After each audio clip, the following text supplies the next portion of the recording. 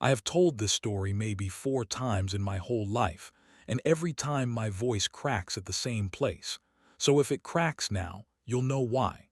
Let me start where it really started, which was not a happy place. It was the spring of 1871, and I was 23 years old, and I was standing on the porch of a house that was no longer mine, holding everything I owned in one carpet bag. The bag was not heavy. That tells you most of what you need to know about my life up to that morning. My name is Hannah Brewer. I was born in Ohio, raised mostly by an aunt who loved me in a tired sort of way, and I married a man named Tom Brewer when I was 19 because he had a nice laugh and big plans. The plans were always bigger than the laugh, though. We went west on the strength of those plans. Tom said we'd have land in the Montana Territory, cattle of our own, a real house with glass windows. He talked about glass windows like other men talk about heaven. We got as far as a little settlement called Coldwater Bend, tucked up against the foothills where the prairie starts to climb. And there Tom's plans ran out the way plans do, slow at first and then all at once. He drank some. He gambled more. And one cold March night he did not come home, and the next morning a man from the saloon told me Tom had taken the morning coach east with a woman named Della and what little money we had left. I want to be honest with you. My first feeling was not heartbreak. My first feeling was shame, hot and total, because the whole of Coldwater Bend knew before I did. People had watched Tom buy that woman drinks for 3 weeks while I mended his shirts at home. They had known, and they had said nothing, and now they looked at me with that soft pity that feels worse than a slap. And there was one more thing they didn't know yet. I was carrying a child. I had felt the first flutter of it not 2 weeks before Tom left. I had been saving the news for a good moment because I thought there might still be good moments. I had been a fool about a lot of things. So there I was on the porch. The landlord, Mr. Prout, stood in the doorway with his arms crossed.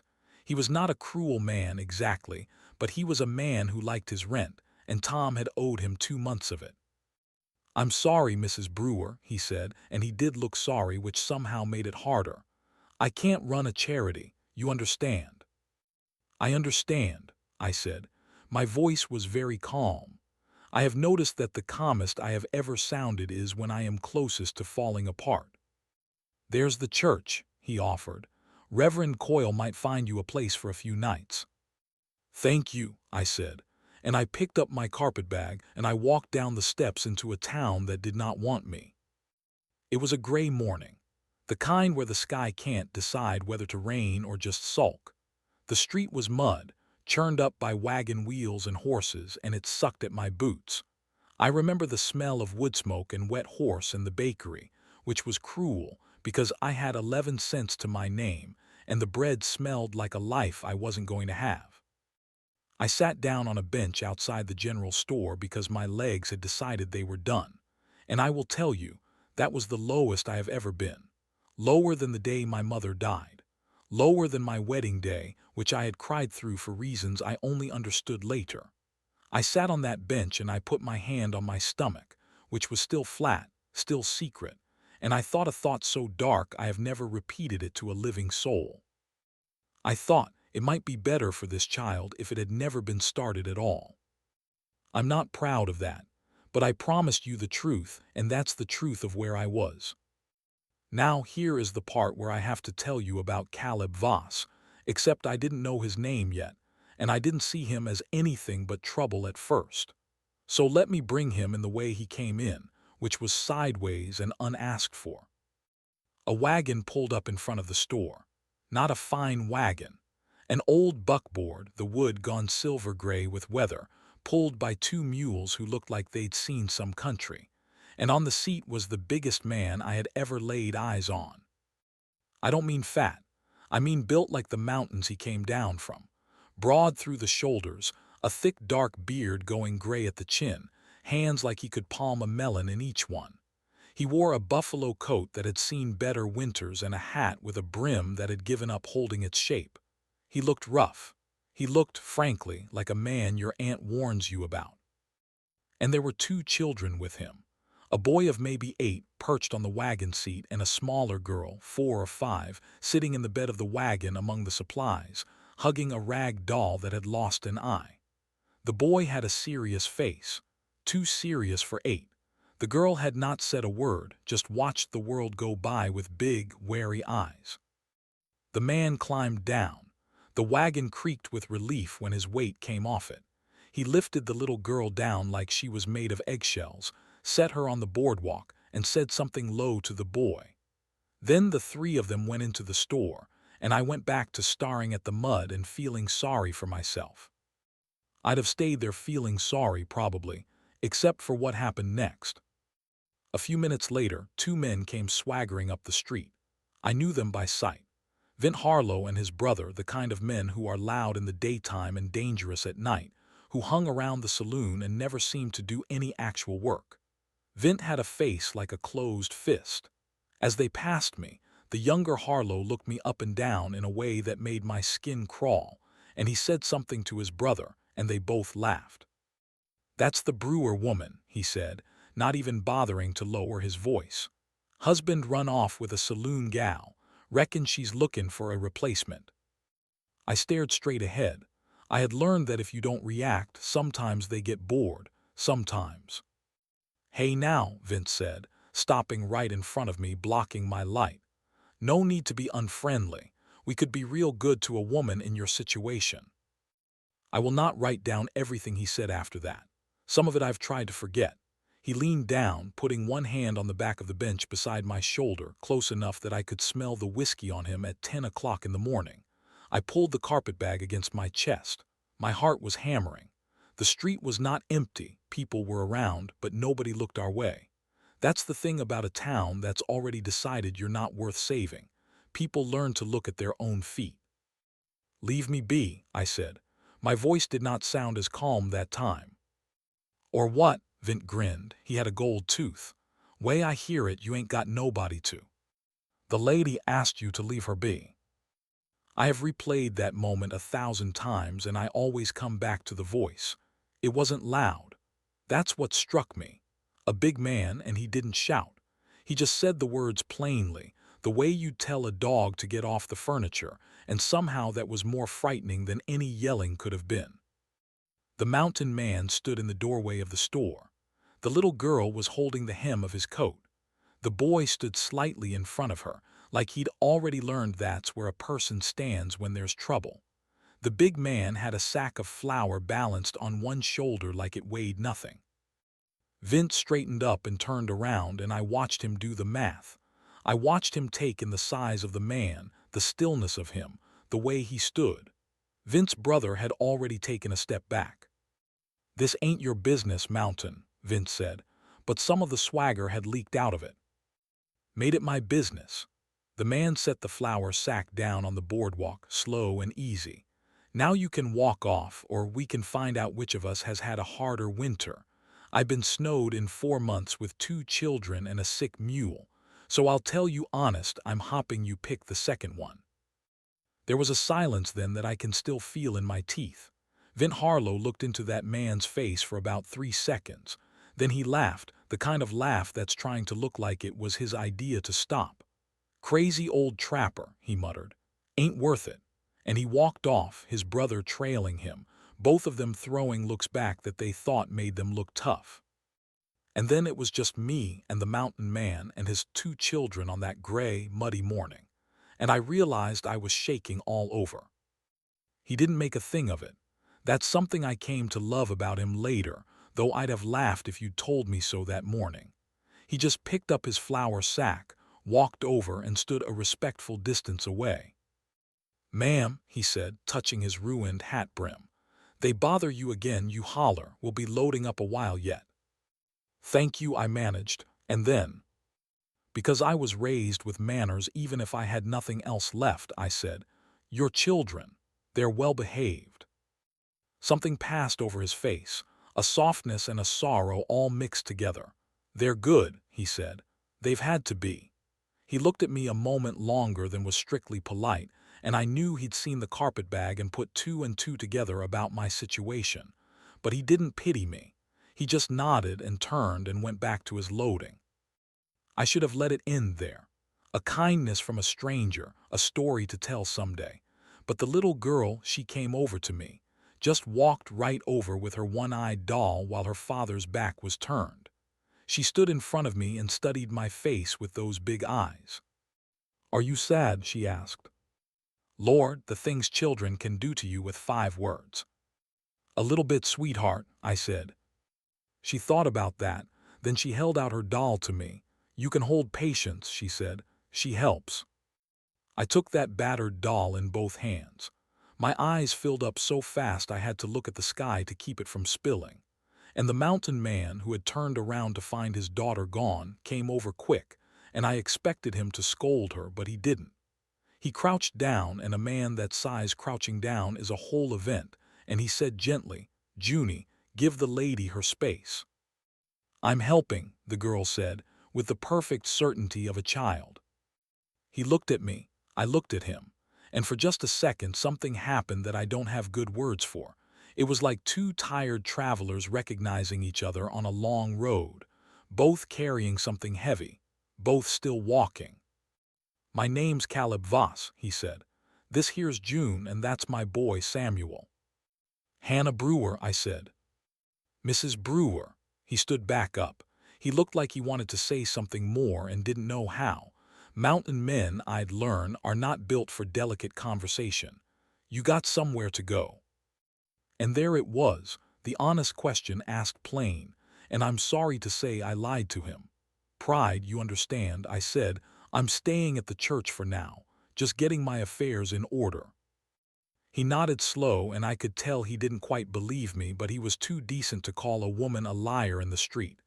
"Well," he said, "we come to town every couple weeks, for supplies." He paused. "Sometimes more if there's reason."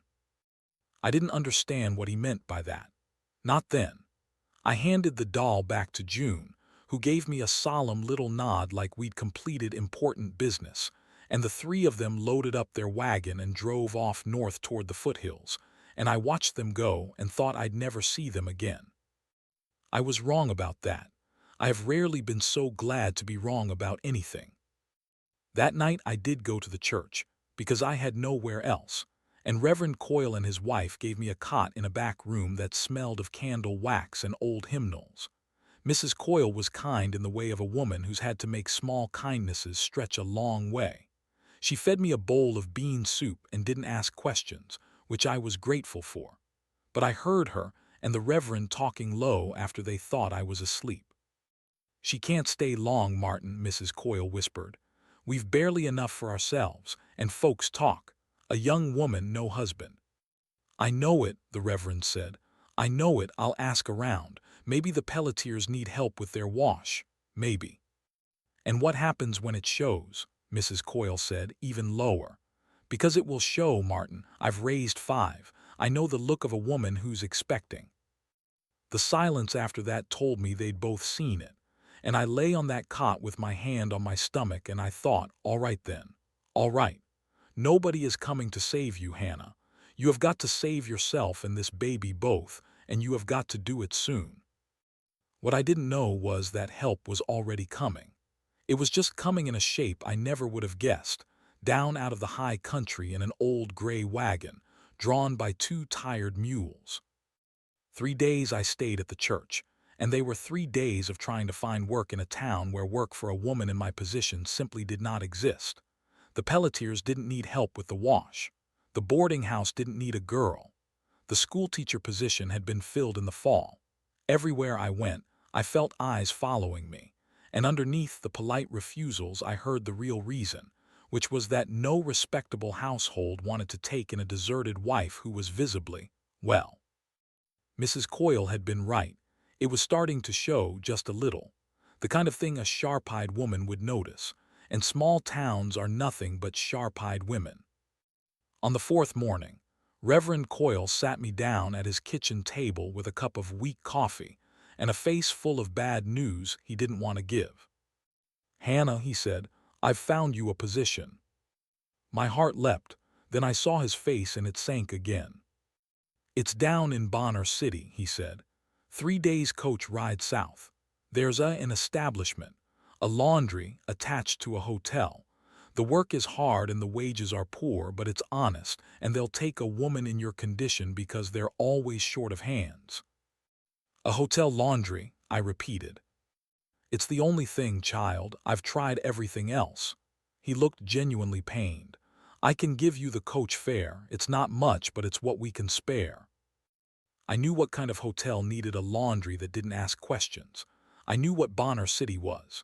It was a mining town, and the hotels in mining towns made most of their money off something other than rooms. I would be washing the sheets of that trade until my hands cracked and bled, and my child would be born in a back room behind it and grow up in the middle of it. That was the future being offered to me. And the worst part, the part that shames me still, is that I almost took it. Because it was something, and I had nothing. I asked the Reverend for a day to think on it. He gave it to me, looking relieved that I hadn't said no outright. That afternoon I walked out past the edge of town north toward the foothills just to be alone with my own thoughts. There was a creek up that way, cold and fast with snowmelt, and I sat on a flat rock beside it and I cried until I had no crying left. And when I was done, I felt scrubbed out and quiet inside, the way you do after a hard cry. And in that quiet I heard a wagon. You know whose it was. Caleb Voss came down the wagon track that ran along the creek, his mules plodding, June and Samuel in their usual places. When he saw me sitting there on the rock, he reined up. For a moment neither of us spoke. I was a mess, red eyes, wind-tangled hair, sitting alone outside of town like a woman with nowhere to be. Which I was. "Mrs. Brewer," he said. "Mr. Voss." He glanced back at his children, then climbed down off the wagon. He came over slow, the way you'd approach a deer you didn't want to spook, and he stopped a good ways off and crouched down on his heels so he wasn't looming over me. "The church didn't work out," he said. "It wasn't a question." I didn't have the strength left to lie. "They found me a position," I said, "in Bonner City, a hotel laundry." I watched his face to see if he understood what kind of hotel. He did. His jaw went tight. "You can't go there," he said. "I don't have anywhere else to go." And then, God help me, the whole thing came pouring out of me. I don't know why. Maybe because he was a stranger and I'd never see him again, so it didn't matter. Maybe because he had stood up for me in the street and some small, starved part of me had decided he was safe. I told him about Tom, about Della and the morning coach, about the money, about being put out of the house. And then, I don't know what possessed me, I told him the rest. I put my hand on my stomach and I said, "And I'm going to have a baby in the fall, so you see, there's nowhere for a woman like me, nowhere good." I expected him to recoil, to make his excuses and climb back on that wagon. That's what every other person in Coldwater Bend had done in their own way. Instead, he was quiet a long time. The creek ran. Somewhere a meadowlark was carrying on. June had climbed down from the wagon and was crouched by the water, dropping pebbles in, and Samuel watched her, watched us, watched everything, that too serious boy. "I'm going to tell you something," Caleb said finally, "and I want you to hear it the way I mean it, which is plain, with no funny business behind it." He took off his ruined hat and turned it in his big hands. "I had a wife, Mary. She passed 2 winters ago. Took a fever in February when we were snowed in and there was no doctor closer than 60 miles and no way through the pass." He said it flat, but I saw what it cost him. "She left me those 2. June was barely walking. Sam was 6 and had to grow up overnight." "I'm sorry," I said. "And I meant it." "I do all right," he went on. "I trap, I hunt, I've got a good cabin and a creek and 40 acres and a milk cow. We don't go hungry, but—" He looked over at his children and his voice changed, got rough. "But a man can't be a mother. I've tried. June cries at night and wants something I don't have. Sam's gone quiet on me. He was a chatterbox once before. They need—" He stopped. He seemed to be wrestling with himself. "They need a woman's gentleness. They need somebody to teach June her letters and brush her hair and tell Sam it's all right to be a boy still. They need love. I don't know how to give the right way." I sat very still. I think I already knew where this was going, and I couldn't believe it. I'm not a smooth-talking man, Caleb said. I'm going to say this badly, but I'd rather say it badly than not at all. He looked me dead in the eye. Mrs. Brewer, I have a home with 2 children in it who need a mother, and you're a woman who needs a home for herself and a child. I'm not asking for anything that isn't freely given. You'd have your own room. I'd build a wall, a door with a latch, whatever you need to feel safe. You'd keep house and raise the children alongside me. And your baby would be raised as my own and never want for a thing I can provide. Nobody would ever call that child a name, not while I drew breath. I started to cry again. I'd thought I was out of tears. I wasn't. Why? I asked. You don't know me. I could be anyone. I could be a thief, anything. You gave my Junie's doll back, he said simply. A thief don't do that. And you said thank you to the church folks even while they were figuring how to be rid of you. I asked around about you, Mrs. Brewer, spent 3 days asking. Folks said a lot of things, most of them unkind, but underneath all of it I heard the same story, a woman who got done wrong and never once did wrong back. That's the kind of woman I want raising my children. He paused. And honest, my children already chose you. Junes asked about the sad lady with the kind eyes every day since. I want to tell you I had some great wisdom about this. The truth is I was 23 and terrified and out of choices, and here was a strange man offering me a roof, safety, and a future for my child, and asking, near as I could tell, for nothing but help and decency in return. A wiser woman might have hesitated longer. I hesitated about as long as it takes a drowning person to grab a rope. But I made myself say the hard thing first. I have to be honest with you too, Mr. Voss. I don't love you. I don't know you. I can't pretend otherwise. Something almost like a smile moved in his beard. I'd be a fool to expect it. I'm a stranger and a rough one. Love's not on the table, Mrs. Brewer. Just a home. A working arrangement between 2 people who could each use one. Anything more than that would have to grow on its own in its own time if it ever did at all. And if it never did, that'd be all right too. A working arrangement. I have laughed about those words many times since, lying next to that man in the dark of a winter night, the both of us old and gray. A working arrangement. But that's how it started. Plain and honest, with no promises but the ones that mattered. All right, I said, yes, I'll come. And little June, who I had not known was listening, let out a whoop and came running over and threw her arms around my neck. And I held that child against me and felt something in my chest crack open that had been frozen shut for a long, long time. Now, I won't pretend the town let me go gracious. When word got around that the Brewer woman had taken up with the trapper Voss and was riding off to live in his cabin in the hills, well, you can imagine. Mrs. Coyle pursed her lips and said she'd pray for me, in a tone that made it sound more like a threat. The Harlow brothers had a good loud laugh about it in front of the saloon. And Mr. Prout, my old landlord, actually had the gall to stop me in the street and say, I hope you know what kind of man you're going to, Mrs. Brewer. People say he's half wild. He stood up for me when no man in this town would, I said. If that's half wild, I'll take it over your kind of tame. And I walked on, and it felt good, I won't lie. Caleb didn't say much on the long ride up into the foothills. He pointed things out now and again, a hawk's nest, the place where the elk crossed in autumn, a stand of berries that come ripe in July. Samuel sat between us on the wagon seat, stiff at first, and June curled up in the bed of the wagon with her doll and fell asleep against a sack of meal. The country got wilder and more beautiful the higher we climbed. Lodgepole pines so thick and dark they swallowed the sound.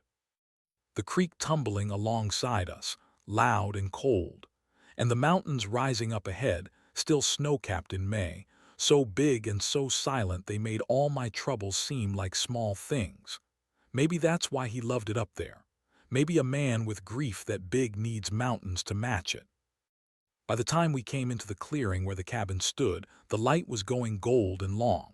And I'll tell you that cabin was the most welcome sight these eyes had ever seen. Sturdy and square with a stone chimney and yes, glass windows, 2 of them that Caleb had freighted up at great cost the year he built it. There was a barn, a vegetable garden gone a little wild, The milk cow Caleb had mentioned, chickens scratching in the yard. It wasn't grand, but it was solid. It was a place that meant to stay put. After years of following Tom's plans from one collapse to the next, I cannot describe to you what it meant to lay eyes on a thing that solid. Caleb showed me to a small room off the main one, and true to his word, within the week he'd hung a stout door with a good latch on it. He'd built that room onto the cabin, I learned later in the days after I'd said yes. Worked half the night by lantern, framing and chinking so that I'd have my own space and never have to wonder. He never once mentioned it. I found out from Samuel, who told me proud, "Pa built your room. He said a lady's got to have a door that locks." That was Caleb all over. Big deeds, no words about them. I'd be lying if I said it was easy at first. It wasn't. June took to me right away. That child had a heart like an open door, and she crawled into my lap and my affection within the first week and never crawled out. But Samuel was a harder case. He was polite. He did his chores. He said yes, ma'am, and no, ma'am. But he kept a wall around himself thick as the cabin logs, and I understood it even when it hurt. He'd lost his mother. He'd watched his father grieve. And now here was a stranger in his house, and some part of that boy was bracing for me to leave too, the way everyone he loved had left or might. I didn't push him. I'd learned something about loss myself by then. You can't talk a person out of grief. You can only be steady and be there and wait. The waiting paid off in June, the month, not the girl, on a morning when Samuel came in from checking his father's trapline with his face white as milk and his hands shaking. He'd found a fox caught in one of the traps, still alive, hurt bad. Caleb was off hunting and wouldn't be back till dark. And Samuel, 8 years old, didn't know whether to free it or end its suffering or run, and the not knowing had frozen him solid. I went out with him. The fox was in a sorry state beyond saving, and I knew what had to be done, and I knew an 8-year-old shouldn't be the one to do it. So I did it. Quick and clean, the way my aunt had taught me with the chickens long ago. And afterward Samuel stood there looking at me with those serious eyes, and something in the wall came down. "Ma," he started and caught himself horrified and went red. "Mrs. Brewer, I mean." I knelt down in the dirt in front of him. "You can call me whatever feels right to you, Samuel," I said gently. "Hannah if you like, Mrs. Brewer, or the other. There's no wrong answer, and no hurry. You take all the time you need." He didn't say anything. But that night at supper he sat next to me instead of across, and he talked, actually talked, told a long winding story about a beaver dam he'd found, and I caught Caleb watching the two of us with a look on his face I'd never seen there before, like a man watching the sun come up after a long, cold night. The baby came in October. It was early, and it was hard, and there was no doctor. Caleb had wanted to bring one up from Coldwater Bend, but the labor came on too fast in the middle of a night when the first snow was falling. So it was just us. Caleb boiled water and tore sheets, and did everything I told him to with his big hands gone gentle.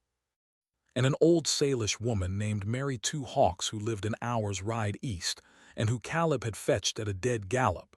She came in time, thank God, and she knew what she was doing where Caleb and I were both just frightened and praying. It was a girl. I named her Grace because that's what she was, grace I hadn't earned and hadn't expected, arriving in the snow. And here is the thing I will never forget as long as I live. When it was over, and I was lying there spent and weeping with the relief of it, Caleb came and sat beside the bed, and Mary Two Hawks put that tiny squalling girl into his arms. And this huge man, this half-wild trapper that the whole town was afraid of, held my daughter against his chest like she was the most precious and breakable thing in all the world. And tears ran down into his beard, and he didn't wipe them, and he said, so soft I almost didn't hear it, "Hello, little one, I'm your pa, and nobody is ever going to hurt you, not ever." He'd promised me that back by the creek, that my child would be raised as his own and never want for anything and never be called a name. I believed him then because I had to. But it was in that moment, watching him hold Grace, that I understood he'd meant every word down to the marrow of his bones. She wasn't his blood. He didn't care a thing about that. She was his because he'd decided she was, and that was the end of it. June climbed up onto the bed to see her new sister and announced with great authority that Grace could borrow Patience the doll sometimes when she's bigger. Samuel stood in the doorway, and after a while he came and looked at the baby, and then he looked at me, and he said the word he'd been carrying around unspoken for months. "Ma," he said, "she's real little, Ma." "She is," I said, and I couldn't see him for the tears. "She surely is." I didn't fall in love with Caleb Voss all at once. I want to be honest about that, because the truth is better than any fairy story. It wasn't lightning. It was slow, the way the snow melts off the high country in spring, so gradual you don't notice it happening. And then one day you look up and the mountain's gone green and you can't remember when it changed. It was 1,000 small things. The way he'd come in from a freezing day and warm his hands before he touched the baby, so his cold skin wouldn't startle her. The way he taught Samuel to whittle, patient as stone, never once raising his voice when the boy made a mess of it. The way he'd built me that room with the locking door and never made me feel I'd insulted him by needing it. The way, on the long winter nights, he'd read to all of us from the one book of poems that had been his Mary's, stumbling over the longer words because he'd taught himself letters late, and not minding when I helped him. One night that second winter, after the children were asleep, I was darning by the fire and he was cleaning a rifle, and without quite planning to, I said, "Caleb, that room with the door, I don't think I need it anymore. If you don't." He went very still. He set the rifle down careful. He looked at me across the firelight for a long moment, and I watched a whole life's worth of hope and fear move across that weathered face. "Hannah," he said, "are you sure? Because I told you once love's not on the table, and I meant it then. I'd not have you feel obliged. You don't owe me a thing. You've given me more than I ever." "Caleb Voss," I said, "I have been in love with you since the morning Samuel called me Ma at the supper table and you looked at us like we'd hung the moon. I've just been too proud and too scared to say it, so I'm saying it now. Plainly. The way you taught me." He crossed that room faster than I'd ever seen him move, and he took my hands in both of his, those huge, scarred, gentle hands, and he held them like they were the precious breakable thing now. "I've loved you," he said, his voice gone thick, "since you sat by that creek with your eyes all red and told me the worst truth of your life because you were too honest to lie to a stranger. I just didn't have the right to say so." We were married in the spring by a circuit preacher who came through every few months, under a big lodgepole pine in the clearing, with Samuel standing up beside Caleb and June dropping wildflower petals. She'd picked herself and little Grace on my hip, fat and laughing in the mountain sun. The whole of Coldwater Bend was not invited and did not come, and we did not miss them. That was 31 years ago. I'm an old woman now, telling you this from the porch of that same cabin, though Caleb added 2 rooms onto it over the years as the family grew. We had 2 more Bobbies after Grace, a boy and a girl, and every one of those children grew up never once knowing or caring which of them came from where, because their pa raised them all exactly the same, which is to say, like the sun rose and set on each of them in turn. Caleb passed last winter, in his sleep easy, an old man full of years, with me beside him and his hand in mine. I miss him every single day. I miss him the way you'd miss the mountains if somebody took them away, that big, that permanent, that much a part of the shape of everything. Samuel runs the place now with his own boys. Grace married a doctor down in Helena, which Caleb was so proud of he told everyone in 3 counties. June, my Junie, she became a teacher, and she still has that doll, Patience, sitting on a shelf in her own children's room, both eyes gone now but loved past mending. I think about that gray morning in Coldwater Bend more than you'd guess.